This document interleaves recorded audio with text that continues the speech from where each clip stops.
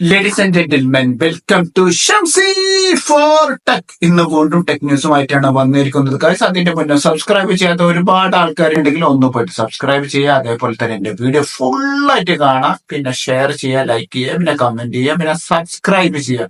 അതൊരിക്കലും മാർക്ക്, അതാണ് എനിക്ക് വേണ്ടത്. അപ്പൊ വീഡിയോ അധികം പറയാൻ ദീർഘിപ്പിക്കുന്നില്ല ഗൈസ്. അപ്പൊ എല്ലാവർക്കും വീണ്ടും welcome to Shamsi for tech. Let's roar.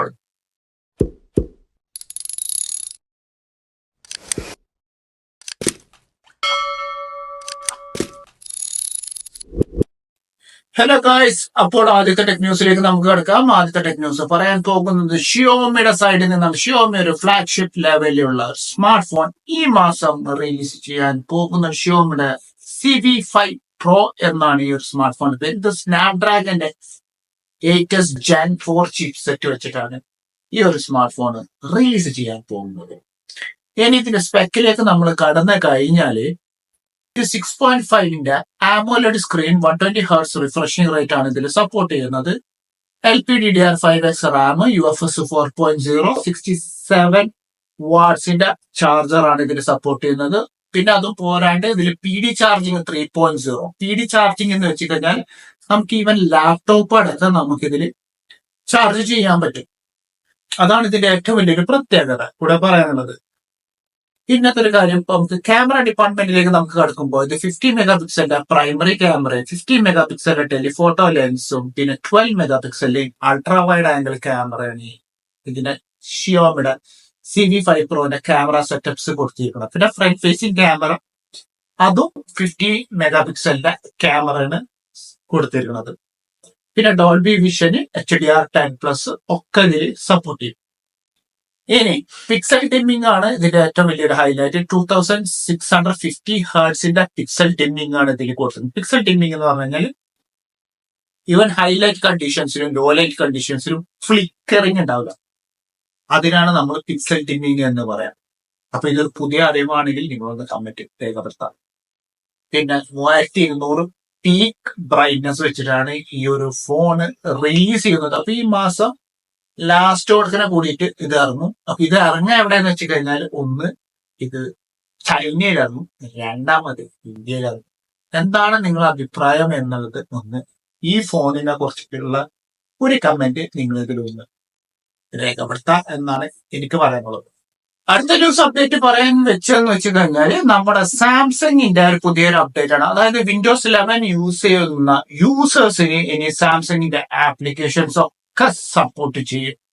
സാംസങ്ങിന്റെ നോട്ട്സ്, സാംസങ്ങിന്റെ ഡയലറി, സാംസങ്ങിന്റെ smart switch application. Smart switch എന്ന് പറഞ്ഞാൽ നമ്മൾ ഒരു ലാപ്ടോപ്പിലുള്ള എല്ലാ ഡാറ്റകളും നമുക്ക് അടുത്ത ലാപ്ടോപ്പിലേക്ക് ചെയ്യാൻ പറ്റും. ഈ സെയിം സിസ്റ്റം സാംസങ്ങിന്റെ ഫോൺസ് ടു ഫോൺ ആ ഒരു ഓപ്ഷൻ ഉണ്ട്. അത് നമുക്ക് കേബിൾ വെച്ചിട്ട് ചെയ്യാം, അല്ലാണ്ട് വയർലെസ്സും വെച്ചിട്ട് ചെയ്യാം.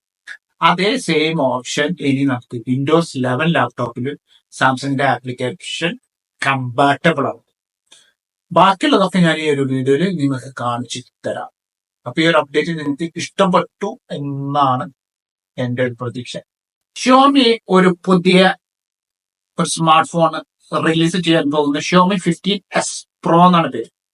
ഈ ഒരു ഫോണിന് ഏറ്റവും വലിയൊരു പ്രത്യേകത, ഷിയോമി സ്വന്തമായിട്ട് അവർ ഒരു ചിപ്സെറ്റ് ഇതിൽ കൊണ്ടുവരാൻ പോകുന്നുണ്ട്. ഷിയോമിയുടെ X-Ring O1 എന്നാണ് ഈ ഒരു ചിപ്സെറ്റിന്റെ പേര്. അത് ഷിയോമി സ്വന്തമായിട്ട് ഇപ്പൊ മൊബൈൽ ഇൻഡസ്ട്രിയിൽ മൂന്നാമത്തെ കമ്പനിയാണ് ലോകത്തിലും അവരുടെ സ്വന്തം ഫ്ലാഗ്ഷിപ്പ് ചിപ്സെറ്റ് സ്വന്തമായിട്ട് ഉണ്ടാക്കുന്നത്. ആദ്യം ആപ്പിൾ, രണ്ട് സാംസങ്, ഇപ്പൊ നിലവിൽ ഷിയോമി സ്വന്തമായിട്ട് ഒരു ചിപ്സെറ്റ് ഉണ്ടാക്കുന്നത്. ഞാൻ നേരത്തെ ഒരു വീഡിയോയിൽ പറയുന്നത് ഷിയോമി സ്വന്തമായിട്ട് ഒരു ചിപ്സെറ്റ് കൊണ്ടുവരും എന്നുള്ളത്. പക്ഷെ അത് ആ പ്രവചനം ഇപ്പൊ നിലവിൽ സത്യം ആയിട്ടുണ്ട്. അപ്പൊ എന്റെ നാവ് പൊന്നാവട്ടെ എന്നാണ് എനിക്ക് പറയാനുള്ളത്.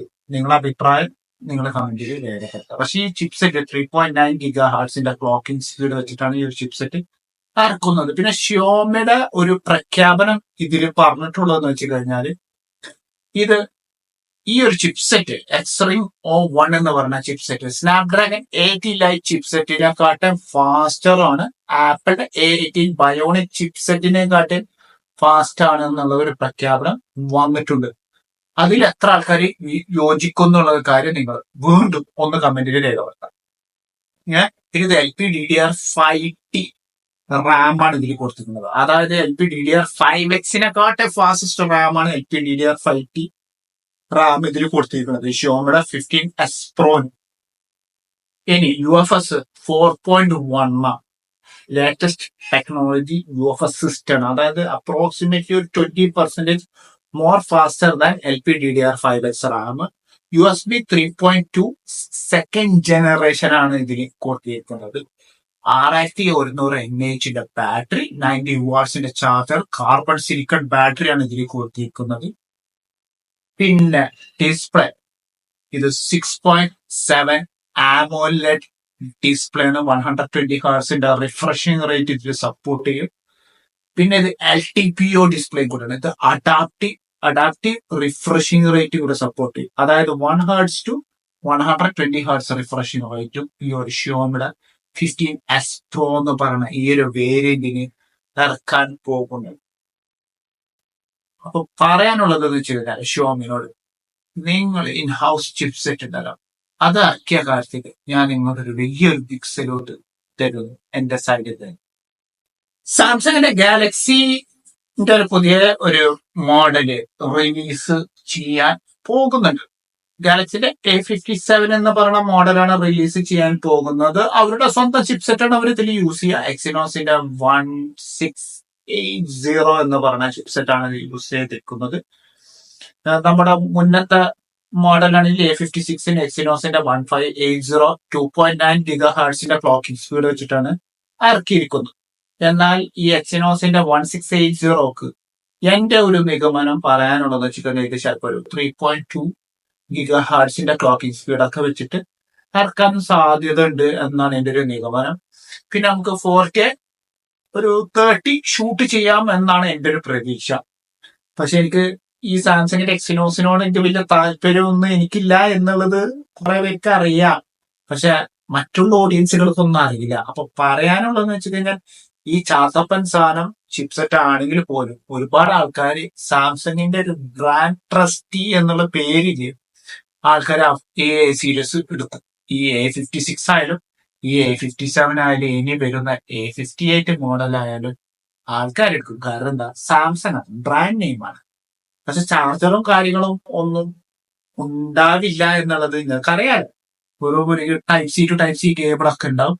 പിന്നെ എന്റെ വീണ്ടും ഒരു നിഗമനം എനിക്ക് തോന്നുന്നത് ഇത് വീണ്ടും ഒരു 45 വാട്ട്സ് ചാർജിങ് സപ്പോർട്ടൊക്കെ വെച്ചിട്ട് ഇറക്കും എന്നാണ് എന്റെ ഒരു പ്രതീക്ഷ. അപ്പൊ നിങ്ങളെ കാര്യങ്ങള് അറിയാലോ.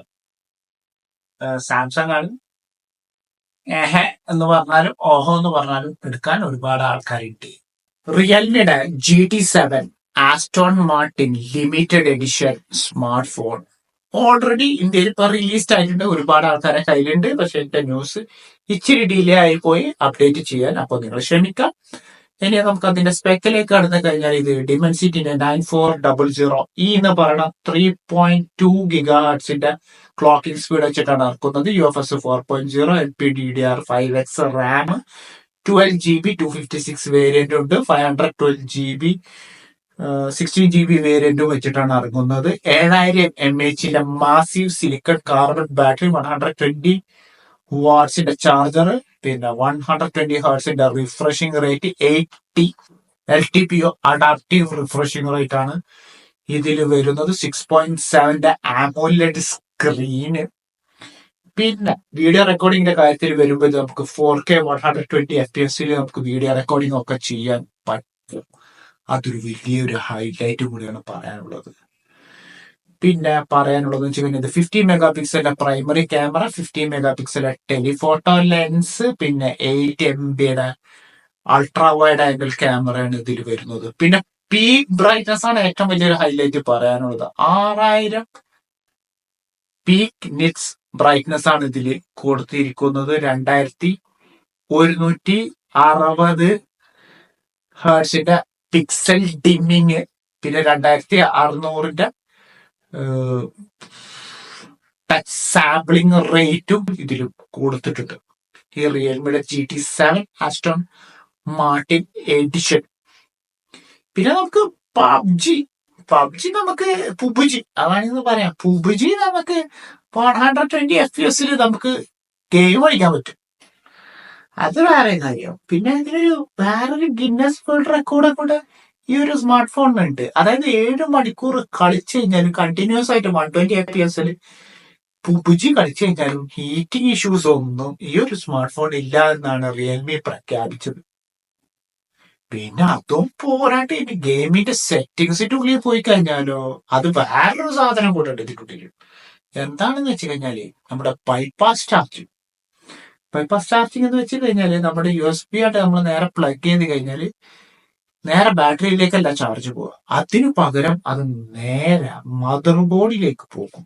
അതുകൊണ്ടുള്ള ഒരു ഗുണം എന്ന് വെച്ച് കഴിഞ്ഞാൽ ബാറ്ററി താൽക്കാലിക സ്റ്റാൻഡ് ബൈയിൽ നിൽക്കുകയും ചെയ്യും. ബാറ്ററിക്ക് ഒരു കംപ്ലൈന്റും ഉണ്ടാവില്ല.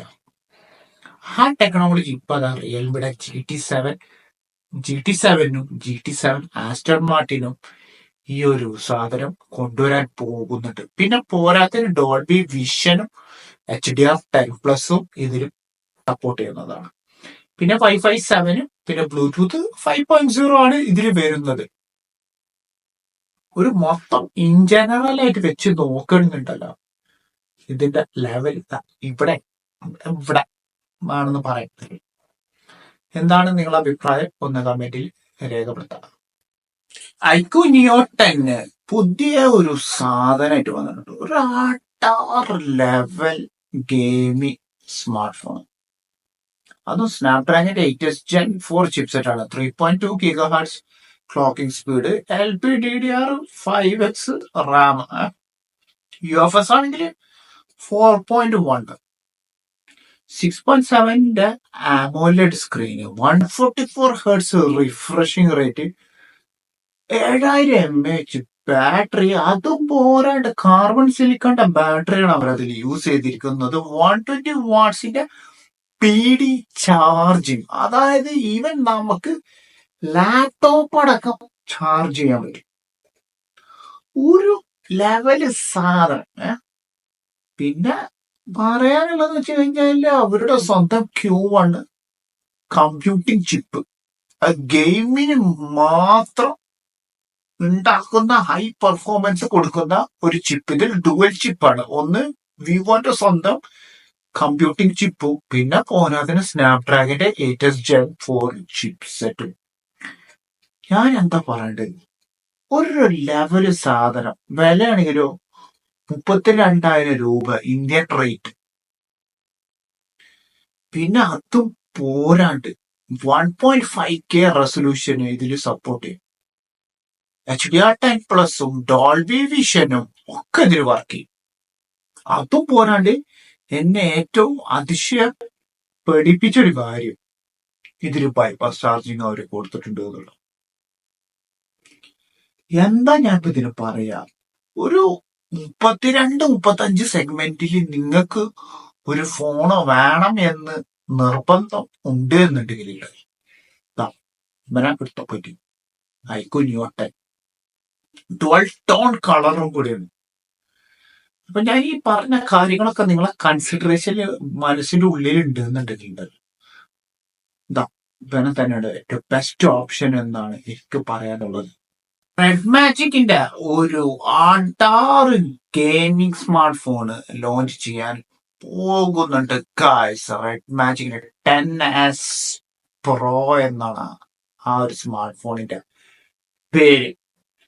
സ്നാപ്ഡ്രാഗന്റെ 80 ലൈറ്റ് ചിപ്സെറ്റ്, പിന്നെ റാം ആണെങ്കിലോ 24 GB റാം. ഇതെന്താ മറ്റേ ഗെയിമിംഗ് ലാപ്ടോപ്പ്. അതും പോരാണ്ട് LPDDR5T RAM, 1.5K resolution, 6.8 OLED display, 144 Hz refreshing rate, 120 വാട്ട്സിന്റെ ചാർജിങ്, 7500 mAh ബാറ്ററി. അതും പോരാണ്ട് ചേംബർ കൂളിംഗ് സിസ്റ്റത്തിന്റെ ഒരു അമ്മിട്ട് കളി, RGB ലൈറ്റ്സിന്റെ വേറൊരു അമ്മിട്ട് കളി. എന്താ ഞാൻ ഇതിനിപ്പോ പറയാം, ഒരു മാതിരി ലെവല് മുതല് സാധനം. പിന്നെ അത് ഓണാക്കി കഴിഞ്ഞാൽ പറയേണ്ട ആവശ്യമില്ലല്ലോ. 8 സിലിണ്ടറിന്റെ എഞ്ചിൻ ഓണാക്കിയ അവസ്ഥയാണ് അതിന്റെ. പവർ ബട്ടന്റെ ഓണാക്കിയിട്ട് ആ ഫാനിന്റെ ഉള്ളിൽ നിന്ന് വരുന്ന ഒരു ശബ്ദം ഉണ്ടല്ലോ. ഓ, എന്തൊരു കുളിർമ ഈ സാധനമൊക്കെ ഉണ്ടാക്കുന്നത്. അതും 144 ഹേർട്സ്. എന്താ ഞാൻ ഇതിന് പറയാ. ഇതിൽ ക്യാമറക്കല്ല ഇതിന്റെ മെയിൻ പ്രയോറിറ്റി. അതാണ് നിങ്ങൾ അറിയേണ്ട ഒരു കാര്യം. ഇതിന്റെ മെയിൻ പ്രയോറിറ്റി ഗെയിമാണ്. പബ്ജി ഒക്കെ 120 കളിക്കാന്ന് പറയുന്നുണ്ടല്ലോ. വേറെ തന്നെ പറയാം. പബ്ജി, പിന്നെ മോഡേൺ വാർഫെയറും, പിന്നെ ഗാങ്ഷൻ ഇമ്പാക്റ്റും, ഫിഫ 25 26 27 GTA 6 അടക്കം ഈ ഒരു റെഡ് മാജിക്കിന് ടെന്നസ് പ്രോയില് കളിക്കാൻ പറ്റും. അത്രക്കും കമ്പാറ്റബിൾ ആയിട്ടുള്ള ഒരു ഫോണാണ്. പിന്നെ സ്നാപ്ഡ്രാഗൺ 80 ലൈറ്റ് ആവുമ്പോ പറയേണ്ട ആവശ്യമില്ലല്ലോ. വേറൊരു റേഞ്ച് തന്നെ ഉണ്ടാവും. മുതല് സാധനം. ഷോ, കയ്യില് കിട്ടാൻ വേണ്ടി കാത്തിരിക്കുകയാണ് ഇവരെ. ഇത് എന്ന് കിട്ടും എന്നാണ് എന്റെ ഒരു പ്രതീക്ഷ. Just wait and see. ഓഫ്, മുതലന്നെ. ലാസ്റ്റത്തെ ന്യൂസ് അപ്ഡേറ്റും പറഞ്ഞാലോ. ലാസ്റ്റത്തെ അപ്ഡേറ്റ് ഞാൻ പറയാൻ പോകുന്നത് ഗൂഗിളിന്റെ സൈഡിൽ നിന്നുള്ള ഒരു പുതിയ ഒരു അപ്ഡേറ്റ് ആണ്. അതായത് ഗൂഗിളിന്റെ ടെൻസർ ചിപ്സെറ്റ് TCMC എന്ന് പറഞ്ഞ കമ്പനിയാണ് ഉണ്ടാക്കാൻ പോകുന്നത്. ഇത് കേട്ടാൽ തന്നെ എനിക്ക് പറയേണ്ട ഒരു അഭിപ്രായം പറയണം എന്ന് തോന്നി. ഇതിൽ ഒരുപാട് ഹാർഷ്നെസ് നിങ്ങൾക്ക് ഫീൽ ചെയ്യുന്നുണ്ടെങ്കിൽ എനിക്കൊരു ചുക്കുമില്ല എന്ന് വേണമെങ്കിൽ പറയാം. കാരണം എന്ന് വെച്ച് കഴിഞ്ഞാൽ ഈ ടെൻസർ ചിപ്സെറ്റ് ഒരുപാട് കാര്യത്തിൽ ലാക്ക് ചെയ്യുന്നുണ്ട്. എവിടെയെന്ന് വെച്ച് കഴിഞ്ഞാൽ ഒന്ന് ഇതിൻ്റെ പെർഫോമൻസ്, ഒന്ന് ഗെയിമിംഗ് പെർഫോമൻസ്, AI പെർഫോമൻസ് കാര്യങ്ങളൊക്കെ ഇതിൽ ഇച്ചിരി ലാക്ക് ചെയ്യുന്നുണ്ട്. കാരണം എന്ന് വെച്ച് കഴിഞ്ഞാൽ സാംസങ് ആണ് ഈ ഒരു ടെൻസർ ചിപ്സെറ്റ് ഇത്രയും കാലം ഉണ്ടാക്കിയത്. അതാണ് എനിക്ക് പറയേണ്ട ഒരു കാര്യം. ആ ഒരു ലാക്കിങ് ഇനി ഇമ്പ്രൂവ്മെൻറ്റ്, ഹൈ ലെവൽ ഇമ്പ്രൂവ്മെൻറ്റ് കൊണ്ടുവരണം എന്നുണ്ടെങ്കിൽ അറ്റ്ലീസ്റ്റ് TCMC എങ്കിലും ഈ ഒരു ചിപ്സെറ്റ് ഉണ്ടാക്കണം എന്നാണ് അഭിപ്രായം. എനിക്ക് നിങ്ങളോട് പറയാൻ ഒരുപാട് നാളായിട്ട് പറയുന്ന ഒരു കാര്യമാണ്. പ്ലീസ് ഈ ഒരു ചിപ്സെറ്റ് അറ്റ്ലീസ്റ്റ് ഈ ടെൻസർ ചിപ്സെറ്റ് ഇത് TCMC തന്നെ ഉണ്ടാക്കണം, അല്ലെങ്കിൽ ഇത് സ്നാപ്ഡ്രാഗൺ കമ്പനി ഉണ്ടാക്കണം എന്നുള്ളൊരു അഭിപ്രായത്തിലായിരുന്നു ഞാൻ നിന്നിരുന്നത്. പക്ഷെ ഇപ്പോൾ ആ ഒരു ഞാൻ ഈ പറഞ്ഞ കാര്യങ്ങൾ TCMC ഗൂഗിളും കൂടെ കേട്ടിട്ട് അവർ വലിയ ഒരു ഇമ്പ്രൂവ്മെൻറ്റ് കൊണ്ടുവരാൻ പോകുന്നുണ്ട് എന്നാണ് എൻ്റെ ഒരു അറിവ്. ഇതാണ് എനിക്ക് വേണ്ടത്. എനിക്ക് വേണ്ടത് Google is to come back with a bang എന്നാണ് എനിക്ക് വേണ്ടത്. അതും ടെൻസർ ചിപ്സെറ്റിൽ with a bang, not with Samsung sensor. Instead of that it should be with TCMC എന്നാണ് എനിക്ക് വേണ്ടത്. അതാണ് ഞങ്ങൾക്ക് വേണ്ടത്. അതാണ് ഞങ്ങളുടെ ഓഡിയൻസിനും വേണ്ടത്, ഞങ്ങളുടെ യൂസേഴ്സിനും വേണ്ടതും. ആ ഒരു പെർഫോമൻസ് തിരിച്ച് കിട്ടണം. നെക്സസ് 6P വരെ ഉപയോഗിച്ചിരുന്നതൊക്കെ ക്വാൾകോമിൻ്റെ ചിപ്സെറ്റ് ആയിരുന്നു.